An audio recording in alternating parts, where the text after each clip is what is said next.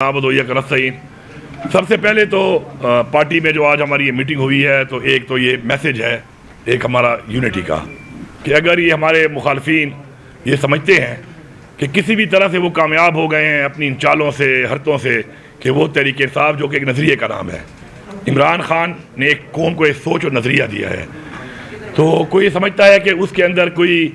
किसी तरह की दरार पैदा करेगा तो वो उनकी खामख्याली है और भूल है। इंशाअल्लाह हम मुत्तहिद हैं और जब तक हम हकीकी आज़ादी का मकसद हासिल नहीं कर लेते तब तक हम मुत्तहिद होकर इंशाअल्लाह इस तहरीक के लिए अपना तन मन धन जो लगा रहे हैं इंशाअल्लाह लगाते रहेंगे। यहाँ पर जो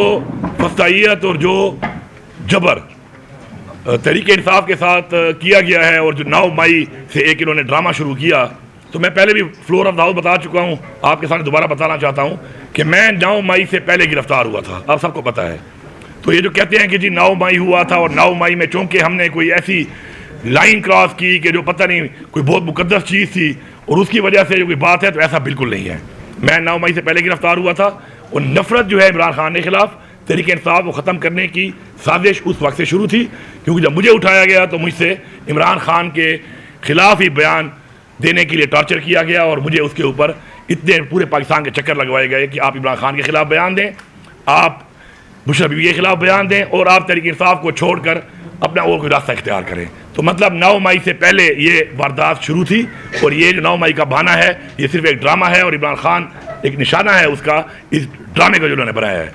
अब उसके बाद इन्होंने जिस तरीके से आइन को तोड़ा, हमारा मैंडेट चोरी किया,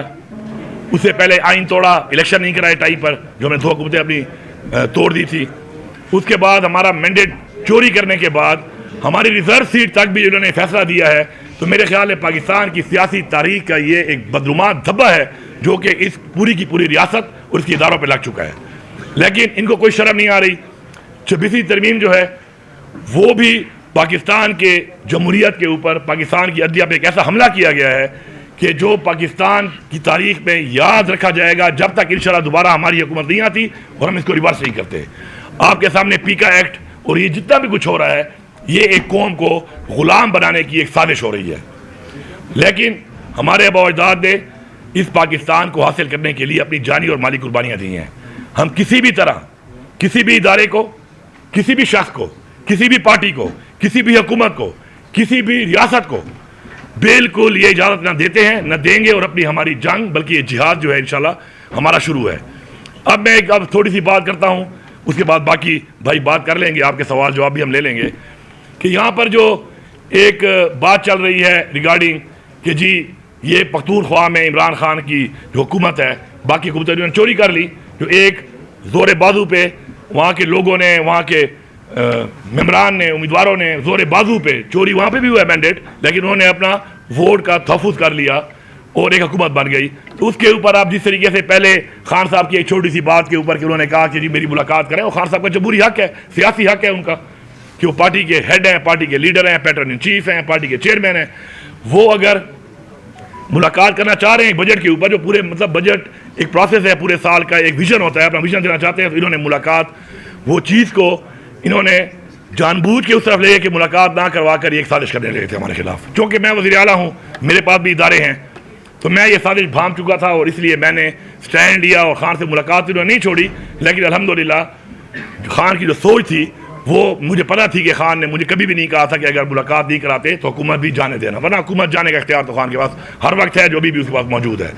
तो उस पर हमारे ऊपर एक तनकीद भी हुई, बातचीत भी हुई, प्लांटेड बातचीत हुई, कहता है लॉबिंग की गई हमारे खिलाफ। लेकिन मुझे फ़ख्र है अपनी पार्टी की लीडरशिप के ऊपर, अपने पार्लियामेंटेरियंस के ऊपर कि उन्होंने इमरान खान की सोच की सही अक्कासी की और सही फैसला किया। और उसके बाद जब बजट के पास मुलाकात हुई तो साबित हो गया कि इमरान खान किसी भी सूरत में अपने इस हुकूमत को नहीं अभी तक छोड़ना चाह रहे थे या किसी के हाथों तोड़वाना चाह रहे थे। बाकी इख्तियार अब उनके पास है, ऑप्शन उनके पास है, हुकूमत भी उनके पास है। मैं एक वादे पैगाम देता हूँ, जितनी भी ये रियासत है, इसके इदारे हैं, मैं खुला चैलेंज दे रहा हूँ आपको, खुला चैलेंज कि जितना जोर आपने लगाना है लगा लो। अब आपको लगाना पड़ेगा, साजिश के तहत तो आप नहीं कर सके, अब आपके पास एक ही तरीका बचा है, वो है आईनी तरीके से तो आप ये गिरा नहीं सकते। मैं चैलेंज दे रहा हूँ आपको, गैर आईनी तरीके से तो आपने मार्शल लॉ भी लगाए हैं इस मुल्क में, बार बार लगाए हैं। आपने इस मुल्क में गवर्नर राज भी लगाना है, वो भी गैर आईनी काम है, आप लगा लो। आप कन्विक्शन करके हमारे सारे बंदों को जेलों में डाल दो, ये भी गैर आईनी काम आप कर लो। लेकिन मैं आपको चैलेंज दे रहा हूं, और पूरी कौम और पूरी दुनिया सुन ले इसको, कि तुम्हारे में अगर जोर है, मैं तुम्हारी ताकत को भी चैलेंज करता हूं, तुम्हारी जोर को भी चैलेंज करता हूं, तमाम इदारों को भी चैलेंज करता हूं। वो रियासत जिसको मैं चैलेंज कभी भी ना करूं, क्योंकि रियासत माँ होती है, लेकिन वो रियासत जो माँ के बजाय अब फिरौनियत पे उतरी हुई है, मैं उस रियासत को पूरी को चैलेंज करता हूं कि अगर तुम लोगों ने सियासी तौर पर इमरान खान की अमानत मुझसे गिरवा ली,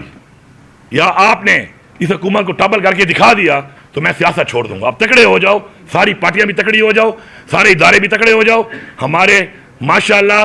टाइम टेस्टेड लोग हैं, हमारे लोगों ने कुर्बानियां दे के यहां तक पहुंचे हैं, टाइम टेस्टेड लोग हैं। ये न बिकने वाले हैं, न झुकने वाले हैं, न डरने वाले हैं। ये चैलेंज अब कबूल करो, साजिश के बजाय और गैर आईनी तरीके के बजाय। चैलेंज है आपको, आपकी ताकत को चैलेंज है,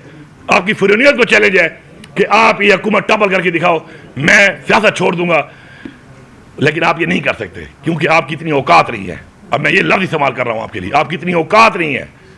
आप सिर्फ साजिश और गैर आईनी काम कर सकते हो, सियासी तौर पे आपकी औकात ही नहीं है कि आप इमरान खान के लोगों को या इमरान खान की हुकूमत गिरा सको। शुक्रिया जी। इसके बाद बात करेंगे